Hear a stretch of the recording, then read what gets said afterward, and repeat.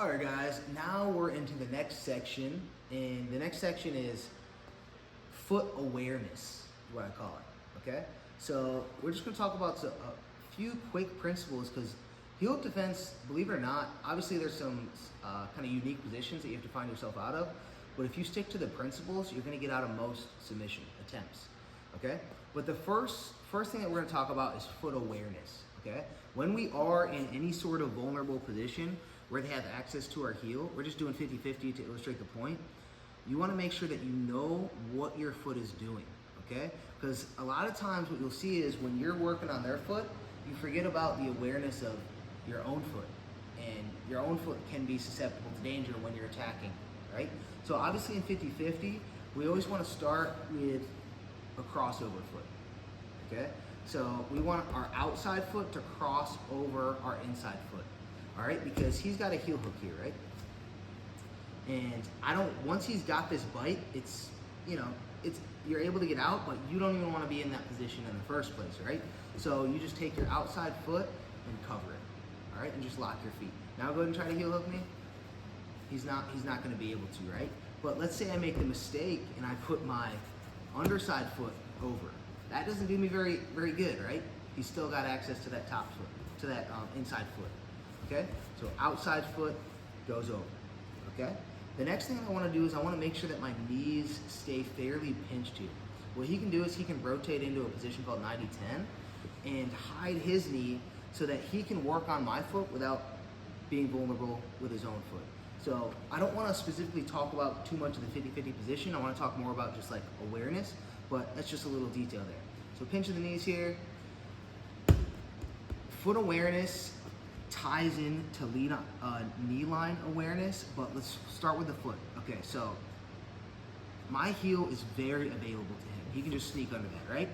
So what I wanna do is I always wanna turn my heel towards his body, here. Now I try to get under that foot. It's much more difficult. Not impossible, much more difficult, okay? So if our foot is elevated, it's a lot easier for him to get under. So what we want to do is we just want to hide that foot towards him, okay?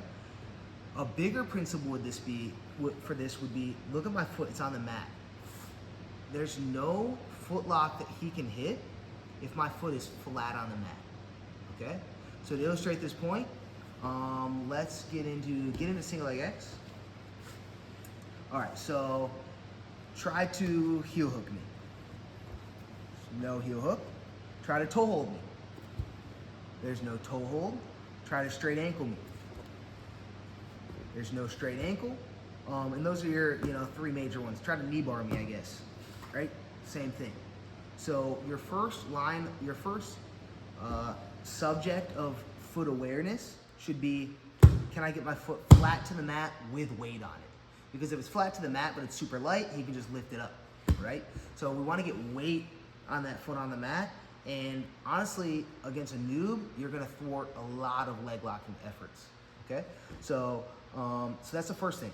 Foot on the mat, weight on it, okay? Let's say he's already got the heel, okay? If he's got the heel, now this is a little bit more dangerous, right? And now getting the foot to the mat, if you can actually get it there, is gonna help, but it's gonna be really hard to get. So we're gonna talk about that in a second. But let's just illustrate the foot to the mat in a few more instances. Let's go ahead and reap. Get like an outside reap. Yep, here. So now, he's torqued my knee. This is not a good position for me, but look what happens. If I can do it, turn my knee up, get my foot to the mat, and then get weight on it. Now, try to straight ankle, try to heel hook, try to toe hold. There's nothing there, all right? And then I can peel through the feet. So again, getting the foot to the mat. Let's see if there's another position that we can talk about there. Let's go just inside. Let's go to 411 even. Go to 411. This would probably be the gnarliest position. Yeah, we're here, right? So obviously he's gonna be trying to attack this bottom foot. If I can get this foot to the mat, I'm not in immediate danger. But again, foot to the mat with weight on it gets a little more difficult in this position. So obviously, we want to pummel through the legs, which we're going to talk about the knee line next, but just wanted to break down getting your foot to the mat first and foremost would be a good strategy. Even if like he threw a single leg X and just reached here, the last thing I want to do is get weight off of this foot, because that allows him to get the bite on the heel.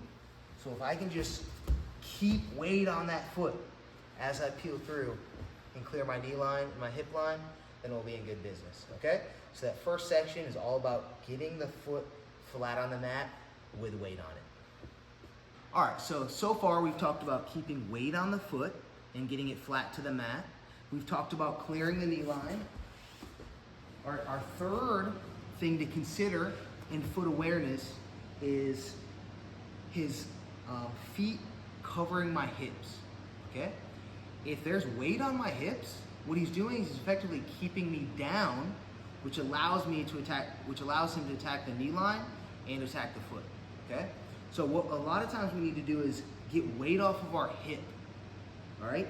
So this is probably they're all considered like at the same time when someone's attacking your legs, but this one's a little bit harder because it's more of a positional thing, all right? He can keep me in leg locking positions if he covers my hips, right? So he's not only crossing his feet, but he's driving down and driving his heels to his butt and locking my hip down.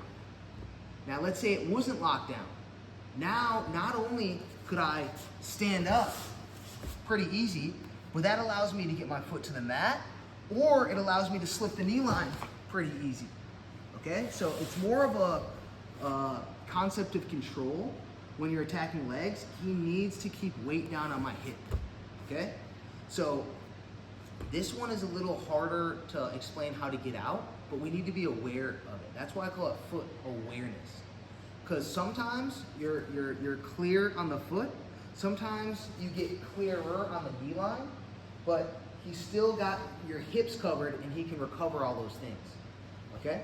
So as we're piecing through the principles of leg lock defense, foot to the mat, if that's possible, knee line cleared, if that's possible, or start attacking the pressure on the hip, okay?